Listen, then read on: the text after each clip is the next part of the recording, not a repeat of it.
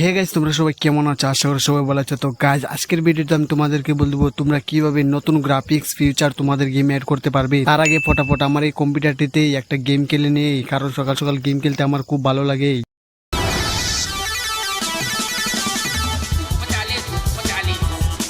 তো ফাইনালি এখন ফটাফট চলে যায় চপের কাছে, আর চপকে নিয়ে আমি চলে যাব শহরে ঘুরতে। আরে চপ চপ চপ, তুই কি করতেছিস? আরে দীপক দাদা, তুমি দেখতে পারতেছো না আমি ঘুমাচ্ছি? তুমি আমাকে ডিস্টার্ব দিও না, তুমি যাও যাও যাও। আরে চপ, তুই তো আমার কথাটা শুন। চল আমরা দুজন মিলে একসঙ্গে ওই শহরে ঘুরতে যাই আমার ডিফেন্ডার গাড়িটা নিয়ে। আর কতই না মজা হবে রে, আইসক্রিম খাবো, কত কিছু খাবো। চল চল চল। আরে দীপক দাদা, আমি যাবো না, তুমি একাই যাও, আর আমাকে তুমি ডিস্টার্ব দিও না। তো আমার যে ঘুম পাইতেছে, তুমি দেখতে পারতাছো না? আরে হ্যাঁ চপ, আমি তো দেখতে পারতেছি তোর যে ঘুম পাইছে। আর তোর এই ঘুমানোর সিস্টেম দেখে আমার তো মনে হইতেছে তোর পাছায় মনে হয় কোনো সমস্যা হয়ে গেছে, যার জন্য তুই এইভাবে ঘুমাইতেছিস। যাই হোক, চপ তো বললো আমার সঙ্গে যাবে না, এখন আমি ফটাফট চলে যাই, আর আমাকে এখন একা একাই যেতে হবে। যাই হোক, আমি তো ওই চপের কাছ থেকে চলে আসলাম, ফটাফট আমার এই ডিফেন্ডার গাড়িটাতে উঠে পড়ি আর যাওয়া যাক শহরে। আর আমি যদি ওই চপের কাছে আর একটু সময় থাকতাম না, তাহলে তো ওই চপ ঘুমের নেশায় আমার ব্যাপারেও সবকিছু বলে দিত, আর তোমরাও শুনে নিতে। আর তোমরা এটা ভেবো না যে আমার ব্যাপারে ও খারাপ কথা বলবে। আরে ও তো আমার ব্যাপারে কোনো সময় খারাপ কথা বলে না, আমার ব্যাপারে সবসময় ভালো কথা বলে, ভালো কথা। কিন্তু আমি এটা বুঝতে পারতেছি না আমার এই ডিফেন্ডারটা ব্রেক লাগতেছে না কেন। আরে আরে আরে আরে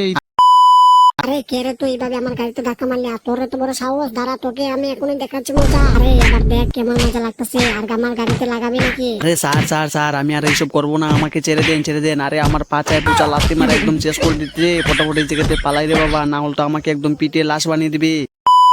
তো ফাইনালি আমি তো আমার এই কাটারা ডিফেন্ডার গাড়িটা নিয়ে ওই লোকটার কাছ থেকে চলে এলাম। আমি যদি ওই লোকটার কাছে একটু সময় থাকতাম না, তাহলে তো আমার চার লাথি মেরে একদম লাশ বানিয়ে দিত রে। না করে ফটাফট আমার গাড়িটা নিয়ে অন্য একটা লোকেশনে চলে যায়, কারণ ওই লোকটা যদি আবার আমাকে দেখতে পায় তাহলে তো আবারও খেলিয়ে দেবে।